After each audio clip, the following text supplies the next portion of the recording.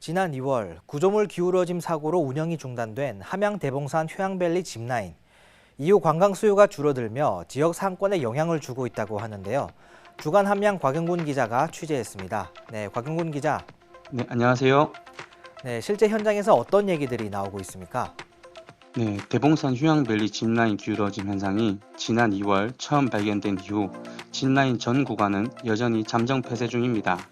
관광 수요가 많은 여름 휴가철을 맞았음에도 상황은 진전되지 않아 인근 상인들의 한숨이 나날이 깊어지고 있습니다. 관내 식당을 운영하는 A씨는 전년 대비 매출이 절반 이상 하락했다고 주장했는데요.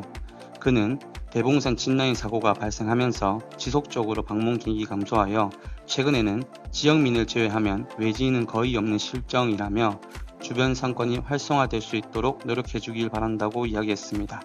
인근에서 펜션을 운영하고 있는 B씨는 7월에서 8월 펜션 최고 성수기임에도 불구하고 숙박하는 사람들이 지난해에 비해 많이 줄었다. 지역 경제에 큰 영향을 미치는 관광객 유치를 위해 짚라인 문제의 빠른 해결이 절실하다고 말했습니다. 네, 그렇다면 사고 발생 이후에는 어떤 조치들이 이뤄졌을까요? 네, 함양군은 안전점검 업체에 용역을 발주해 해당 타워의 문제점을 파악했습니다. 당초 대봉산 휴양밸리 짚라인 기초 설계 도면에는 용접이 없는 단일 구조물로 계획되어 있었지만 4년 전 공사 현장에서 촬영된 사진에는 용접이 이루어진 것으로 확인됐는데요.